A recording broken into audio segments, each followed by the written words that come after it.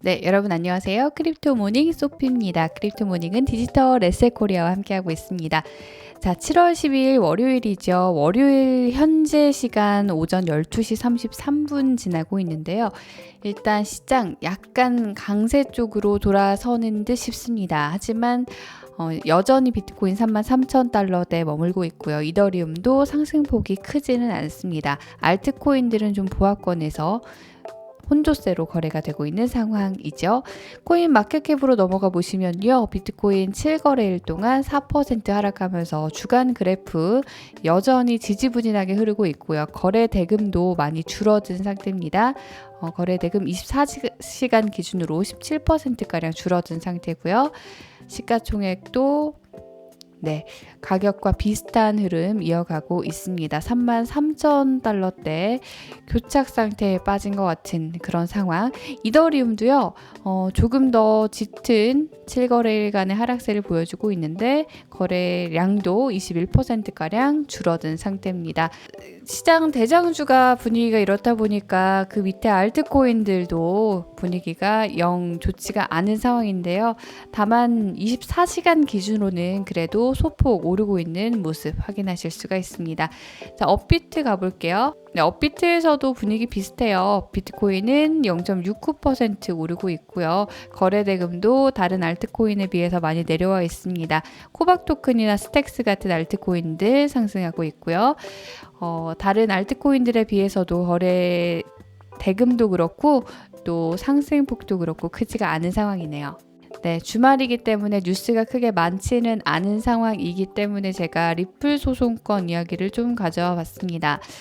리플이 최근에 SEC와 정말 세기의 크립토 대결이라 불릴 만큼 소송을 이어가고 있는데 여러 사건들이 있었고 이건 제가 방송을 통해서 몇 번 팔로우업을 해드렸는데요. 윌리엄 힘만 SEC 임원을 소환해서 증언을 하게 하냐 마냐에 대해서 요즘은 좀 논쟁을 벌이고 있었는데 리플 측에서 힘만의 증언을 19일로 미뤄달라라고 요청을 했다고 합니다. 원래는 이 같은 증언 요청을 6월 30일에 해달라고 요청을 한 상태였는데 이걸 미룬 것이죠. 이렇게 미뤄지기 전인 지난 7월 8일에 SEC가 뭐라고 했냐면요. 힘만 국장이 정말 이 리플에 있어서 굉장히 정통한 지식을 가진 사람이 아니고 그저 리플 측에서는 이더리움에 관련한 스피치 때문에 원하는 건데 그거는 그렇게 리플에 대한 지식이 있는 거라고 볼 수 없다라고 힘만 국장이 증언하는 것 자체를 반대하고 있어요. 이 2008년 스피치는 제가 잠시 후에 좀 살펴드릴 텐데요. 그리고 또 하나는 이분이 만약에 증언을 하게 되면 누가 와서 SEC에서 일을 하겠냐 뭐 이런 SEC 쪽에서 이렇게 고위직이 증언에 나선 사례가 없다라는 이유로 또 증언을 하는 거를 막아야 된다라는 논리를 펼치고 있죠. 네, 변호사 쪽에서는 아예 힘만이 여기 와서 뭐라고 얘기할지를 알고 있는 듯이 행동을 하고 있다. 자, 라면서 어쨌든 우리는 힘만의 얘기를 들어야겠다라는 강경론을 펼치고 있습니다. 자, 글쎄요. 여기 말한 대로 제가 앞서서 말씀드린 대로 정말 크립토의 세기의 대결이 이어지고 있는데 이분이 어떤 분인지 제가 좀 찾아봤는데요. 일단 변호사입니다. 변호사고 지금 문제가 되고 있는 발언은 바로 이 부분이에요. 2018년 6월에 지금으로부터 3년 전이죠. 이 야후 관련 컨퍼런스에 가서 크립토를 주제로 발표를 했었는데 내가 비트코인이나 이더리움, 특히 이더리움을 고려해 봤을 때 내가 알고 있는 지식으로는 이건 증권이 아니다. 네, either are not security transaction 이렇게 나와 있잖아요.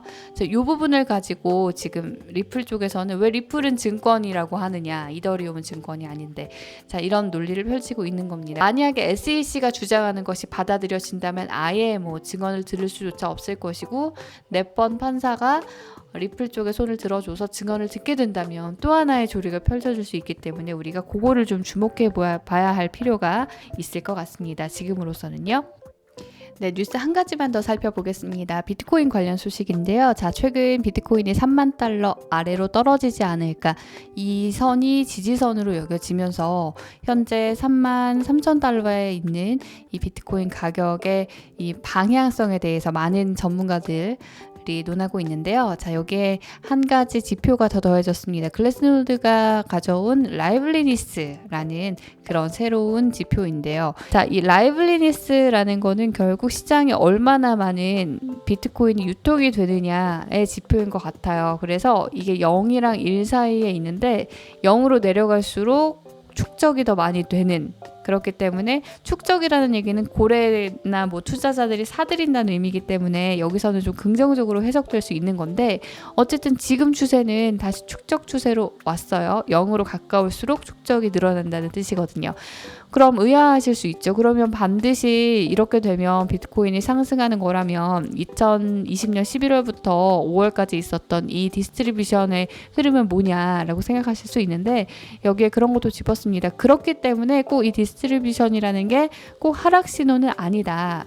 하지만 이때는 비트코인을 매수하려는 급격한 움직임이 나타나면서 실제로 정말 많은 비트코인 거래량이 있었거든요. 그렇기 때문에 이 매수하려는 사람들이 너무 많았기 때문에 이런 디스트리뷰션의 구조가 나왔을 수도 있다라고 부연 설명을 했네요. 하나 더는 이 윌리우 비트코인 애널리스트죠. 이분이 뭐라고 했냐면 지금 장기 투자자들이 단기 투자자들이 파는 코인을 사고 있다. 네, 그렇기 때문에 이 사람들이 결국에는 이걸 사고 있기 때문에 이게 어느 정도 가격에 반영될 때까지 기다리기만 하면 된다. 데이터는 완전히 축적 모드로 돌아섰다. 자, 이게 그걸 나타내는 지표인데요. 그렇기 때문에 가격 상승이 기대되고 3만 달러 아래는 있을 수 없다. 3만 달러는 지지선으로 확실히 작용을 할 거다라는 의견인 것이죠.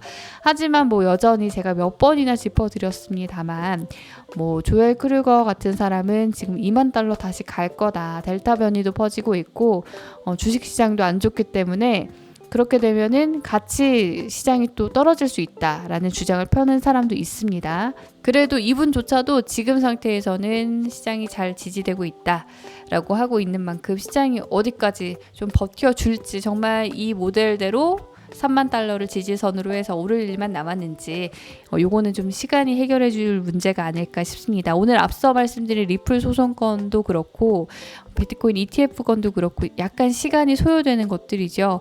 비트코인 ETF 같은 경우는 미국에서 벌써 몇 년째 검토하고 있는 것이고 SEC와 리플의 소송도 SEC와 또 연관이 있는 것이다 보니까 지금으로서는 SEC에서 나오는 소식들이 좀 긍정적으로 나온다면 시장에 좀 긍정적인 촉매가 되지 않을까, 그런 기대감도 갖고 있고요. 또 반대로 이게 지지부진하게 너무 오래 가면서 델타 변이로 인한 경기 침체 우려가 나오면 또 시장이 하락하는 방향도 우리가 옵션에서 배제할 수는 없는 상황입니다. 시장에 뉴스가 많지 않은 사이에 나온 소식들 좀 전해드렸는데요. 추가적으로 좀 긍정적인 소식들이 나오길 기대하면서 오늘 방송은 이만 마무리하겠습니다. 주요 일정 살펴볼게요.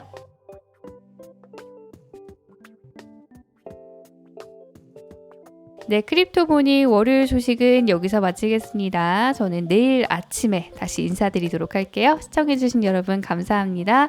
여기까지 들으신 분들은 좋아요와 구독도 많이 부탁드릴게요. 고맙습니다.